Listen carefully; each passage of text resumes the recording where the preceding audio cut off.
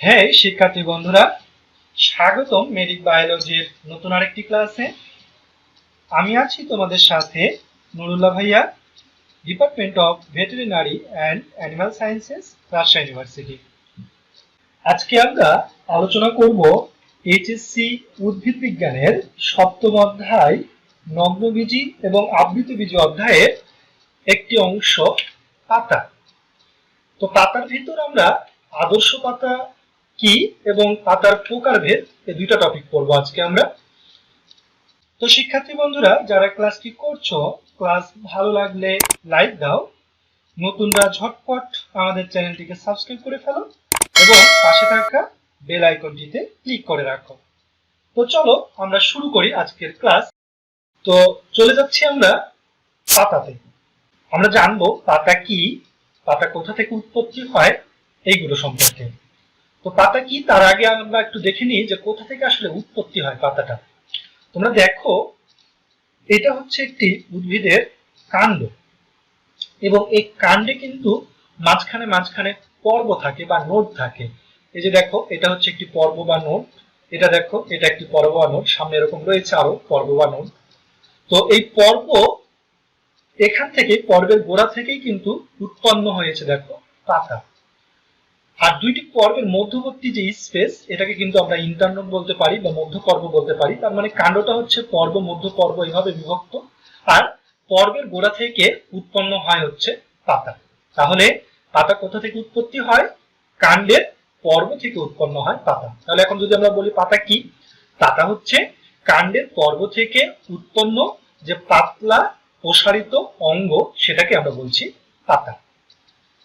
এখন তোমাদের কাছে আমার প্রশ্ন যে একটি পর্বে কতগুলো পাতা থাকতে পারে, প্রতিটি পর্বে কতগুলো পাতা থাকতে পারে? তোমরা একটা জায়গাতে ছবিতে দেখতে পাচ্ছ যে এখানে কিন্তু একাধিক পাতা থাকতে পারে।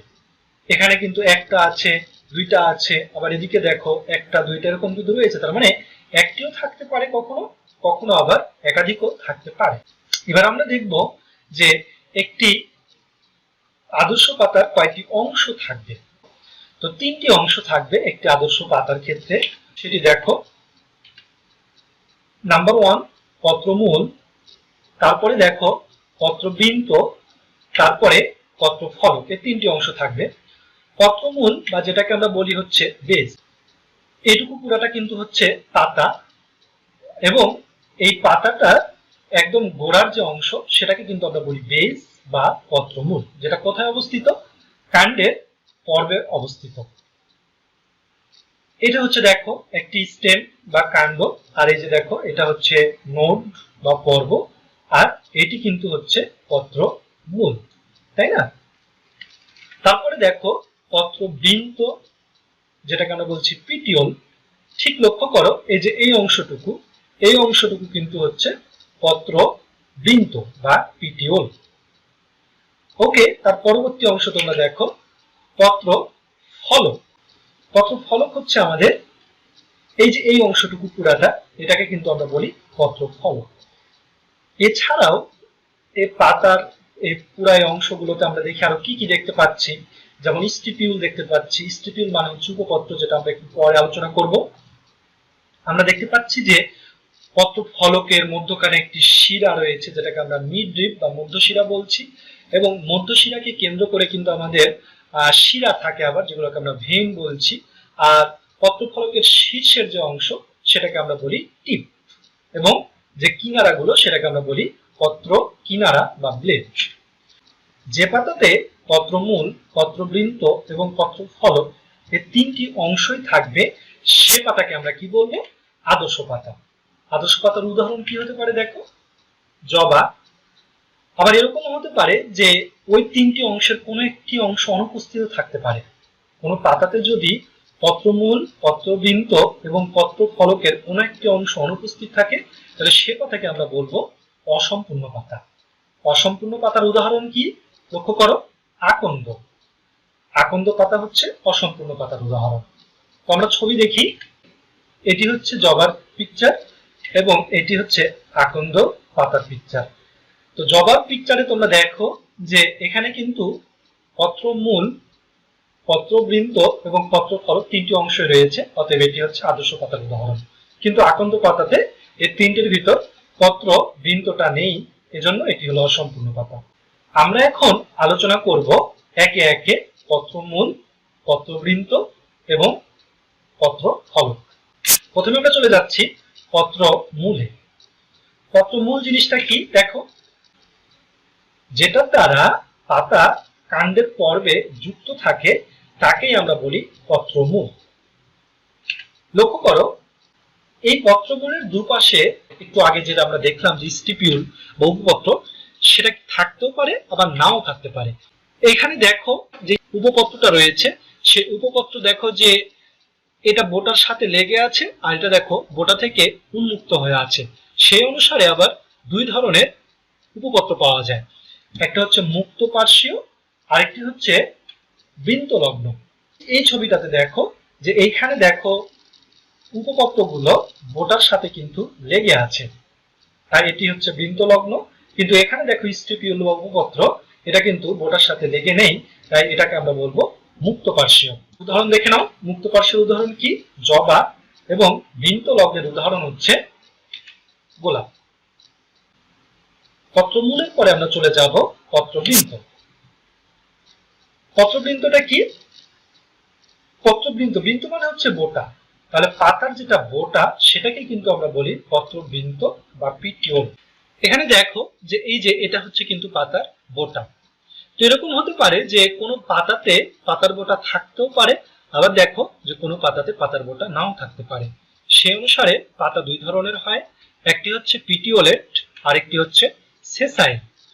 যে পাতাতে বোটা থাকবে সে পাতাকে আমরা বলবো পিটিওলেট, আর যে পাতাতে বোটা থাকবে না সে পাতাকে আমরা বলবো সেসাইল পাতা।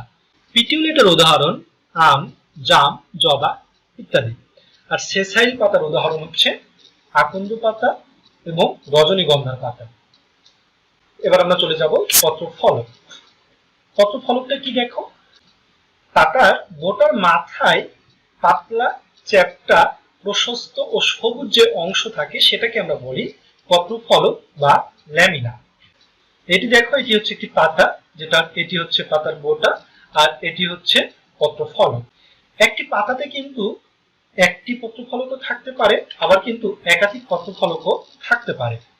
এবং এই পত্রফলকে মধ্যশিরা, শিরা এবং উপশিরা পাওয়া যেতে পারে। লক্ষ্য করো, এই পাতাটা যেটা একাধিক পত্রফলক রয়েছে, আর এই পাতাতে কিন্তু একটি মাত্র পত্রফলক রয়েছে। আমাদের একটি আদর্শ পাতার তিনটি অংশ পত্রমূল, পত্রবৃন্ত এবং পত্রফলক আলোচনা করা হয়ে গেল। তাহলে আমরা নেক্সট টপিকে চলে যাব, পাতার প্রকারভেদ। পাতাকে মেইনলি আমরা দুই ভাগে ভাগ করতে পারি, একটি হচ্ছে সরল পাতা আর একটি হচ্ছে যৌগিক পাতা। সরল পাতা কাকে বলবো?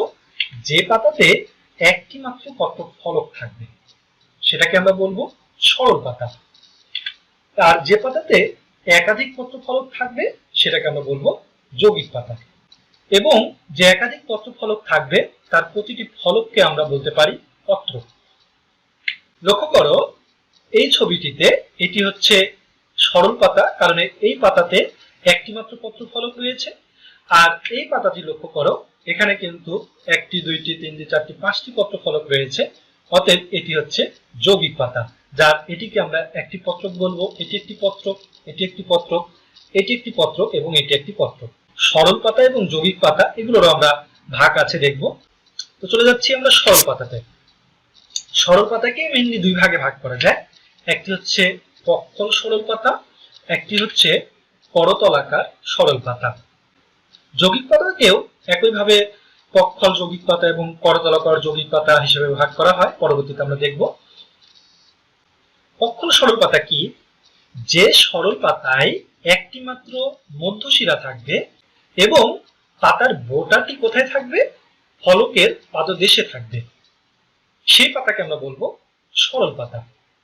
আচ্ছা, বুঝতে কষ্ট হচ্ছে, আমি একটু ছবিতে দেখাচ্ছি তোমাদেরকে। এই পাতাটা দেখো যে এই পাতাতে যেহেতু একটি মাত্র পত্রফলক আছে তাই এটি সরল পাতা, এবং এই সরল পাতাতে দেখো একটি মাত্র কিন্তু মধ্যশিরা আছে। এবং এই পাতার যে বোটা, এই বোটাটা কোথায় রয়েছে দেখো, এই ফলকের পাদদেশে। এটা হলো ফলকের পাদদেশ আর এটা হলো ফলকের প্রান্তদেশ। তাহলে বোটাটা কোথায় আছে? ফলকের পাদদেশে রয়েছে এবং এই পাতাতে একটি মাত্র মধ্যশিরা রয়েছে, অতএব এটি হলো সরল পাতা। করতলাকার সরল পাতা কাকে বলে সেটা একটু দেখো। যে সরল পাতাতে একাধিক মধ্যশিরা থাকবে। এবং বোটাটা কোথায় থাকবে? বোটাটা হতে পারে ফলকের মাঝে অথবা পাদদেশে। এখানে কিন্তু একটি পত্র ফলক রয়েছে, তাই সেটি সরল পাতা। এবং এতে কিন্তু একাধিক মধ্যশিরা আছে। এটা একটি মধ্যশিরা, এটি একটি মধ্যশিরা, এখানে একটি মধ্যশিরা, এখানে লক্ষ্য করো একটি মধ্যশিরা। তার মানে কিন্তু একাধিক মধ্যশিরা রয়েছে। এবং এটার যে বোটা, এই বোটাটা লক্ষ্য করো, বোটাটা কিন্তু এই ফলকটার পাদদেশেই রয়েছে, অথবা মাঝখানেও থাকতে পারে এরকম ভাবে। তাহলে যাই হোক, এটা যেহেতু পাদদেশে রয়েছে, তাই এই পাতাটাকে আমরা বলবো করতলাকার সরল পাতা। আচ্ছা, আমরা একটু উদাহরণ দেখে নিচ্ছি।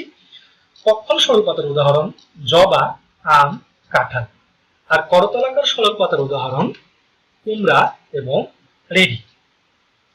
ওকে, সরল পাতার আমরা আর কোনো ভাগ দেখবো না, উচ্চতর ক্লাসে তোমরা আরো ভাগ দেখতে পাবে। আমরা এবার চলে যাব যৌগিক পাতা। যৌগিক পাতাকেও দুই ভাগে ভাগ করা হয়, একটি হচ্ছে পক্ষল যৌগিক পাতা এবং একটি হচ্ছে করতলাকার যৌগিক পাতা। তো যৌগিক পাতা বোঝার আগে আমাদের আরো একটি জিনিস বুঝে নিতে হবে, সেটা একটু দেখো। র্যাকিস, র্যাকিস জিনিসটা কি? পক্ষল যৌগিক পাতার ক্ষেত্রে যে অক্ষে পত্রগুলো যুক্ত থাকে তাকে র্যাকিস বা পত্রকক্ষ বলে। তাহলে র্যাকিস কার ক্ষেত্রে পাবো? শুধুমাত্র পক্ষল যৌগিক পাতার ক্ষেত্রে পাবো, আর কিন্তু কোনো পাতার ক্ষেত্রে পাবো না। করতলাকার যৌগিক পাতাতেও পাবো না, আর সরল পাতাতেও কিন্তু আমরা পাবো না। তাহলে শুধুমাত্র পক্ষল যৌগিক পাতাতে আমরা র্যাকিস পাবো। তো লক্ষ্য করো, এটি একটি পক্ষল যৌগিক পাতা। আমি একটু পরে বুঝাচ্ছি এটা কিভাবে পক্ষল যৌগিক পাতা হলো। এই পাতাতে যে পত্রকগুলো আছে, এই পত্রকগুলো এই যে মধ্যশিরার সাথে যুক্ত রয়েছে। তাহলে এই যে মধ্যশিরাটা, এই মধ্যশিরাটাকে তখন আমরা বলবো র্যাকিস বা পত্রকক্ষ।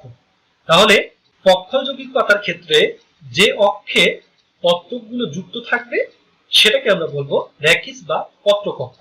এখানে এই অক্ষটা হতে পারে মধ্যশিরা, হতে পারে শিরা, বা হতে পারে উপশিরা। আমরা এই ছবিতে কিন্তু মধ্যশিরাটা দেখতে পাচ্ছি, তাহলে মধ্যশিরাটা কিন্তু হচ্ছে র্যাকিস। ওকে, আমরা এবার যৌগিক পাতার ভাগগুলো দেখে নিচ্ছি।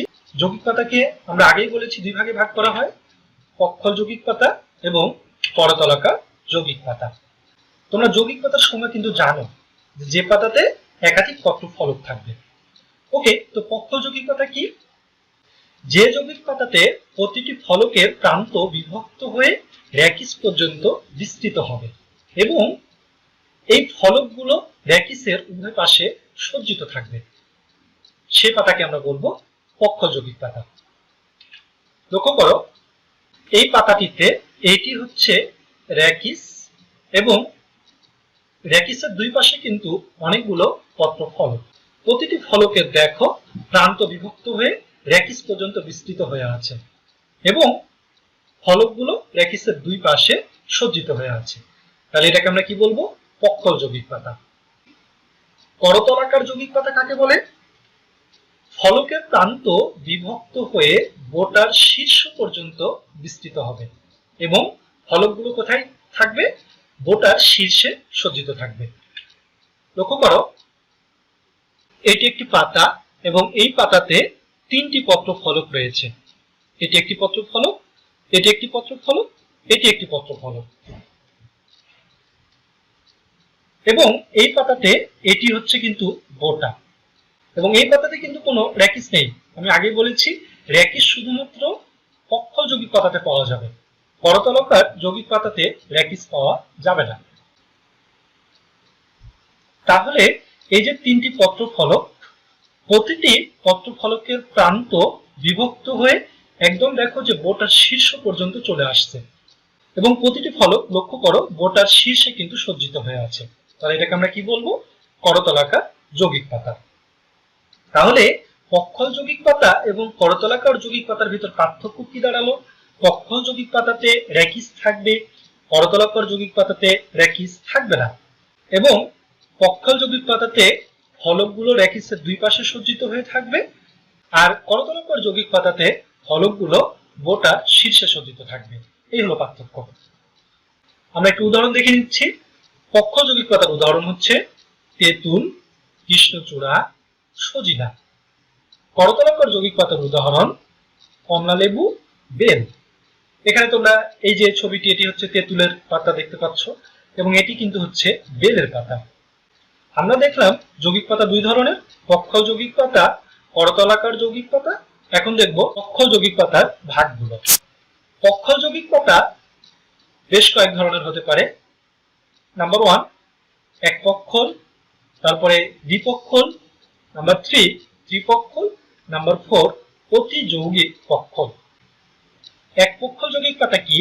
যে পক্ষল যৌগিক পাতাতে র্যাকিসের দুই পাশে পত্রকগুলো সাজানো থাকবে সেটাকে আমরা বলবো একপক্ষল যৌগিক পাতা।